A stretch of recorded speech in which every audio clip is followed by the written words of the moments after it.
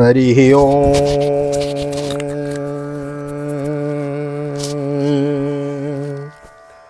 ओम।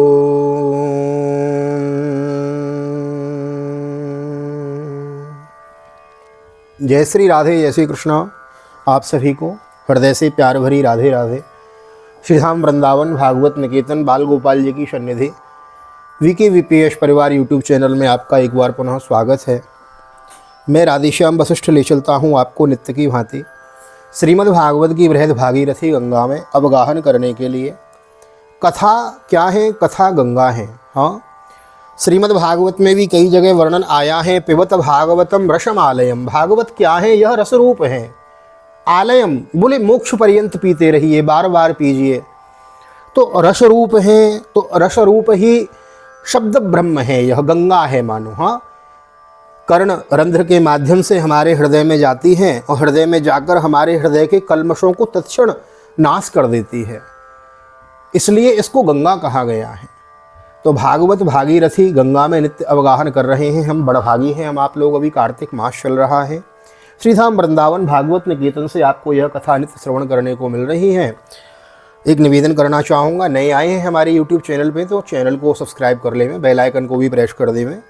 बड़ी सुंदर कथा हम सुन रहे हैं। राजा चित्रकेतु के विलाप की कथा हम श्रवण कर रहे हैं। कोई पुत्र नहीं था हजारों नारियां होने के बाद, और ऋषि के प्रसाद के कारण पुत्र हुआ तो सोतिया डाह हो गया और रानियों को तो उन्होंने विष दे दिया बालक को, और बालक जब मृत हो गया तो राजा रोने लगे।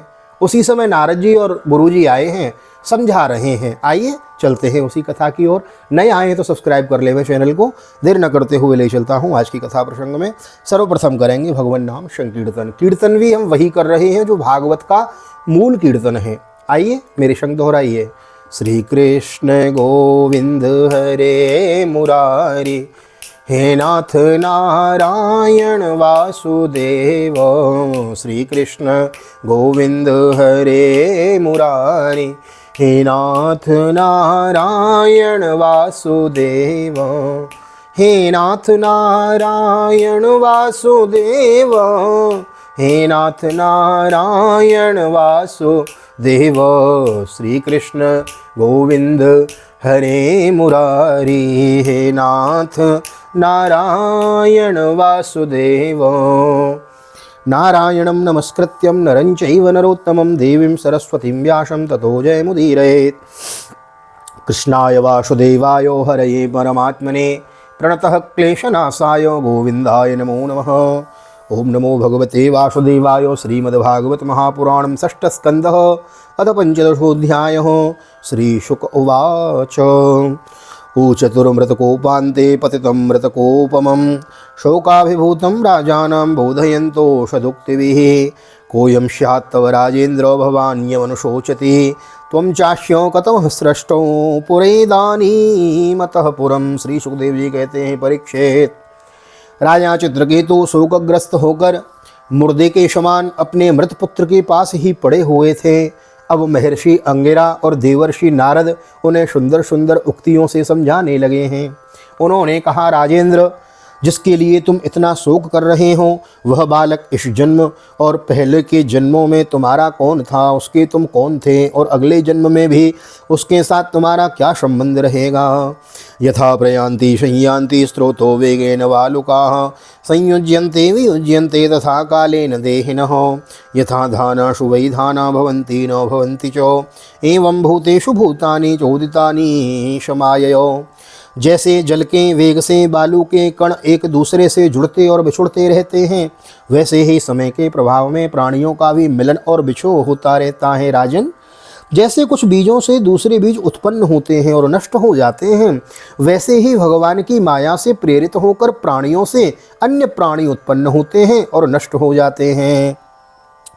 वयं च त्वं च ये चे मे तुल्य कालाश्च चराचरः, जन्म मृत्योर्यथा पश्चात् प्राङ्नैव मधुना पिबो। भूतेर्भूतानि भूतेश सृजत्यवति हन्त्यज, आत्मसृष्टेरस्वतन्त्रैरनपेक्षोऽपि बालवत्। राजन, हम तुम और हम लोगों के साथ इस जगत में जितने भी चराचर प्राणी वर्तमान हैं वे सब अपने जन्म के पहले नहीं थे और मृत्यु के पश्चात नहीं रहेंगे। इससे सिद्ध है कि इस समय भी उनका अस्तित्व नहीं है, क्योंकि सत्य वस्तु तो सब समय एक सी रहती है। भगवान ही समस्त प्राणियों के अधिपति हैं। उनमें जन्म मृत्यु आदि विकार बिल्कुल नहीं है। उन्हें न किसी की इच्छा है और न किसी से अपेक्षा, न किसी से की इच्छा और न अपेक्षा। वे अपने आप परतंत्र प्राणियों की सृष्टि कर लेते हैं और उनके द्वारा अन्य प्राणियों की रचना, पालन तथा संहार करते हैं।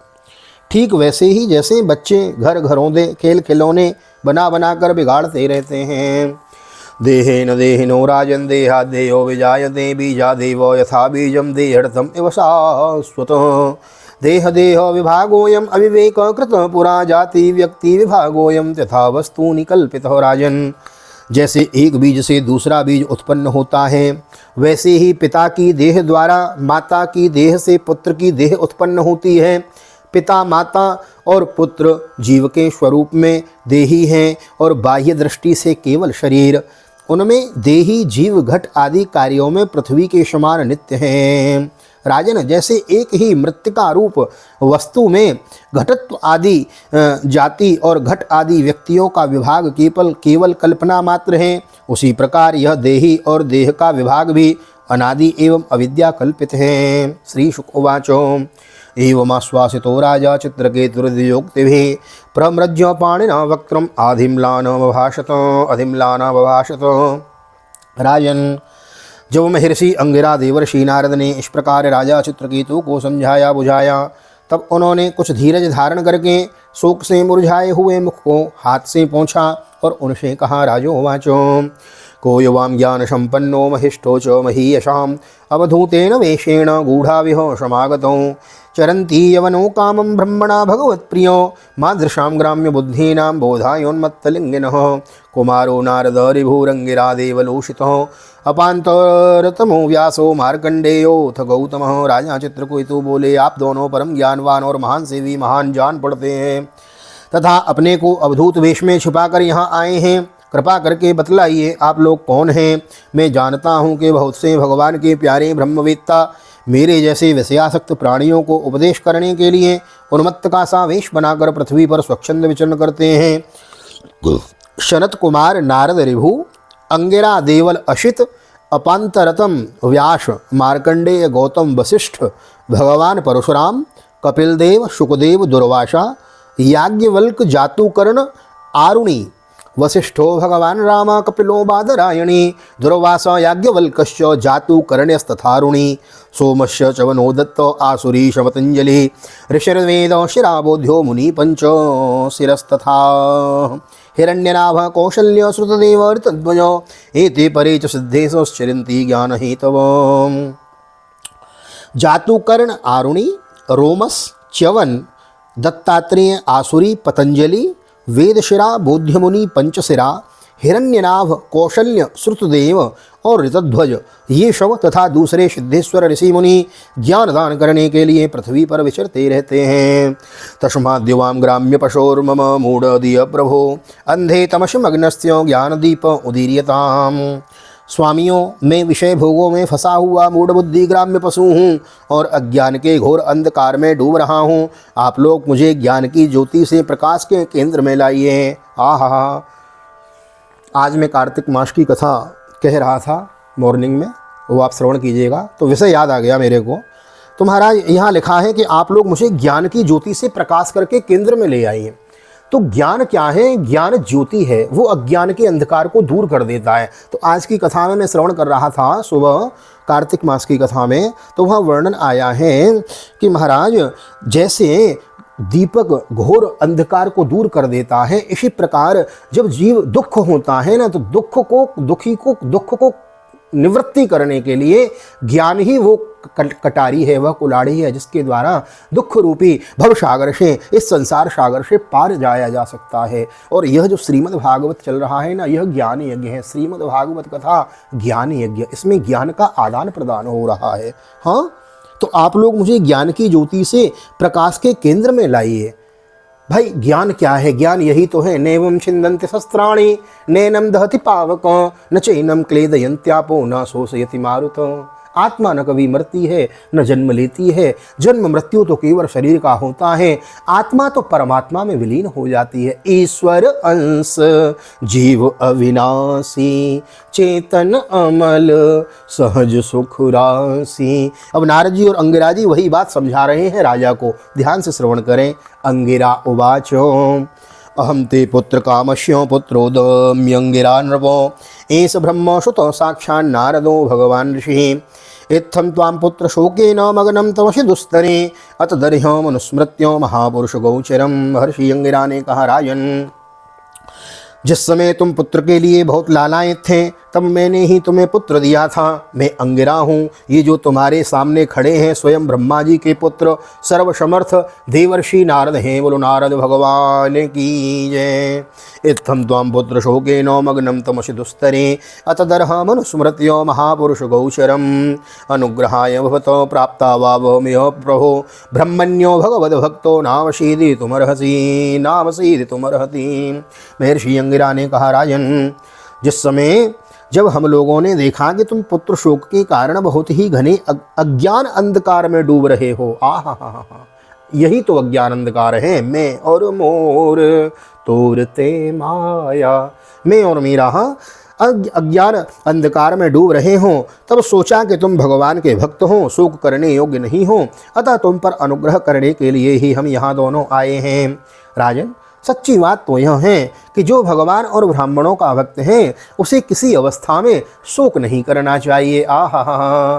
भगवान के भक्त को किस प्रकार का शोक, भगवान के भक्त को किस प्रकार का दुख। अरे ये हमारे संबंधी तो एक जन्म के हैं, परमात्मा हमारे जन्म जन्मांतरों के संबंधी हैं। जब जब हम 84 लाख योनियों में कुछ न कुछ बनकर आए ना, तब भगवान ही हमें माता पिता रूप में प्राप्त हुए। तो विचार करो, भगवान हमारे जन्म जन्मांतरों के सगे संबंधी हैं। यही ज्ञान है, यही ज्ञान है। ब्राह्मणों के भक्त हैं और उसे किसी अवस्था में शोक नहीं करना चाहिए। तदेव ते परम ज्ञानम ददामि गृहमागतो ज्ञात्वान्याभिनिवेशं ते पुत्रमेव ददावहं ज्ञात्वान्याभिनिवेशं ते पुत्रमेव ददावहं अधुना पुत्रिणां तापो भवतेवानुभूयते एवं दारागृहारायो विविधेश्वर्य संपदः। जिस समय पहले मैं तुम्हारे घर आया था उसी समय मैं तुम्हें परम ज्ञान का उपदेश देता, परंतु मैंने देखा कि अभी तो तुम्हारे हृदय में पुत्र की उत्कट लालसा है, इसलिए उस समय तुम्हें ज्ञान न देकर मैंने पुत्र ही दिया था। अब तुम स्वयं अनुभव कर रहे हो कि पुत्रवानों को कितना दुख होता है।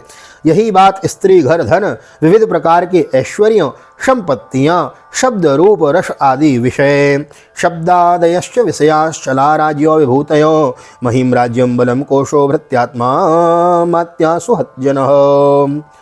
कितना दुख होता है। यही बात स्त्री, घर, धन, विविध प्रकार के ऐश्वर्य, संपत्तियाँ, शब्द, रूप, रस आदि विषय, राज्य वैभव, पृथ्वी, राज्य, सेना, खजाना, सेवक, अमात्यों, सगे संबंधी, इष्ट मित्र सबके लिए हैं, क्योंकि ये सब के सब अनित्य हैं। सर्वेपि सूरसेनी में शोकमोह भयार्दितो गंधर्व नगरप्यख्य प्रख्याः स्वप्नमाया मनोरथ दृश्यमान विनार्थेन न दृश्यन्ते मनोभव कर्मभिर्ध्यायतो नाना कर्माणि मनसो भवन्। सूरसेन, अतएव ये सभी शोक, मोह, भय और दुख के कारण हैं, मन के खेल खिलौने हैं, सर्वथा कल्पित और मिथ्या हैं, क्योंकि ये न होने पर भी दिखाई पड़ रहे हैं। यही कारण है कि ये एक क्षण दिखने पर भी दूसरे क्षण लुप्त हो जाते हैं। ये गंधर्व नगर स्वप्न, जादू और मनोरथ की वस्तुओं के समान सर्वथा असत्य ही हैं। जो लोग कर्म वासनाओं से प्रेरित होकर विषयों का चिंतन करते रहते हैं, उन्हीं का मन अनेक प्रकार के कर्मों की सृष्टि करता है। अयम ही देहिनो देहो द्रव्यज्ञान क्रियात्मक देहिनो विविध क्लेश संताप कृतदाहत। जीवात्मा का यह देह जो पंचभूत, ज्ञानेन्द्रिय और कर्मेंद्रियों का संघात है, जीव को विविध प्रकार के क्लेश और संताप देने वाली कही जाती है। तस्मान् स्वस्थेन मनसा विमृश्य गतिमात्मना द्वेदे दुर्वार्त विश्रम्य त्योजोपशमाविशो।